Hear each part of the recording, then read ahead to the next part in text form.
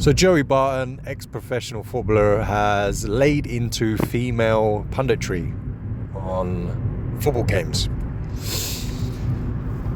Now these females, they're there to tick that woke agenda, tick boxes and so forth, so they can put a woman on there. And wokeism is everywhere.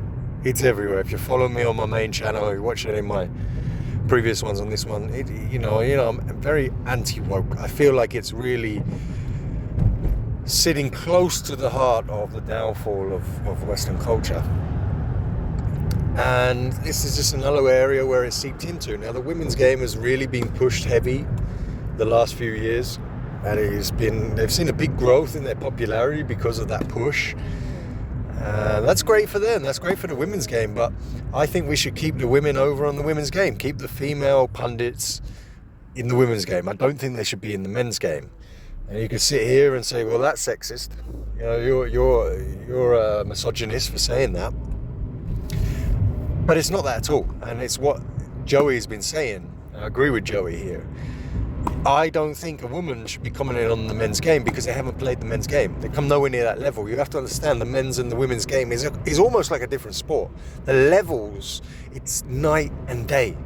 The levels are so different, that a woman coming in and commentating on the men's game and saying what they could do and what the men should do and so on, and what is, the intricacies and the nuances of the men's game, they don't understand it. So they shouldn't be commenting on it. And it should be left to the ex-male professionals to be on there. Now, there's a couple of things here. I've had this conversation with people before in the past, and they say, okay, one guy raised the point about, well, what about Jose Mourinho? He was the best manager in the world at one stage, unbelievable manager. He never played the game. He was never even professional. And for that, I say, yeah, but he started at the lower levels within the managing game. He started as a translator, and he went in lower teams, and he earned his badges at lower levels, lower leagues, and built his success and proved himself, worked his way up and proved himself again and again until he got the top jobs. Another point someone made was, well, okay, what about these main commentators like Peter Drury, for example? They never played the game, and they're like the main commentators. And I say, okay, there's 2 points to that.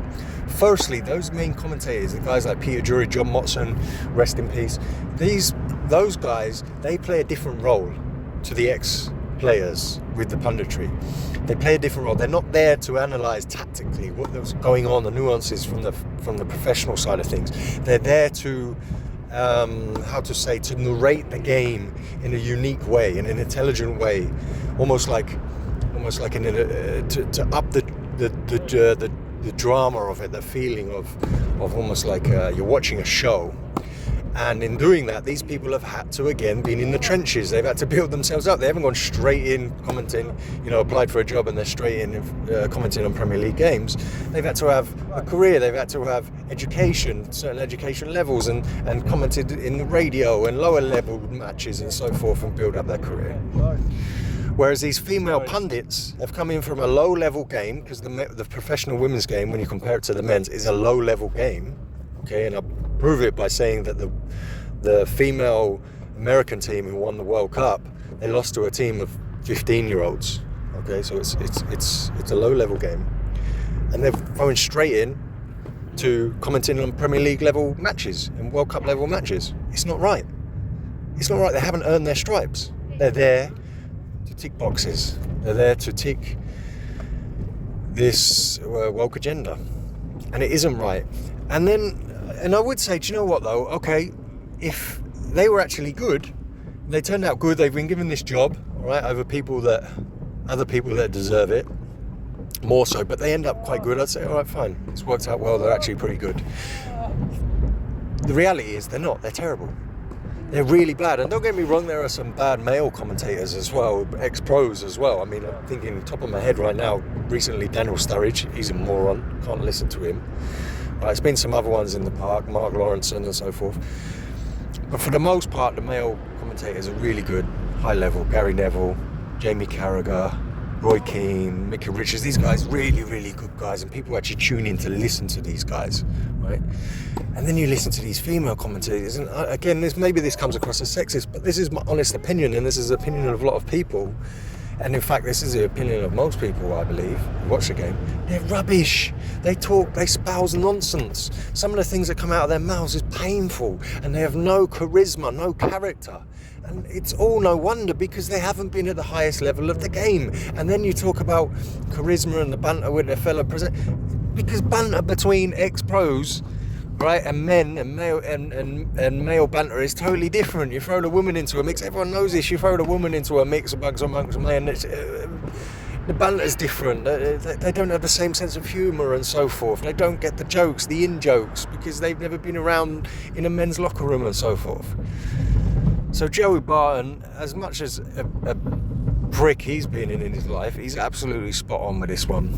It's the woke agenda, and my advice to anyone listening to this, don't be scared to call it out. Don't be scared to have these conversations. Don't be scared to call it out. And we have to try our hardest as individuals to reject this woke nonsense and just look at things as objectively as we can. What is the reality? Are these people good? Do they deserve to be there? In this case, no and no. And just call it out, and don't be scared of the criticism. Because Joey's getting a lot of criticism, obviously, but I think for the most part people agree with him. Let me know what you think. Give us a like and a comment if you enjoyed. Subscribe if you're new. My main channel, guys, go on to my main channel. The link is in the description. Go there, subscribe there. Thanks for listening.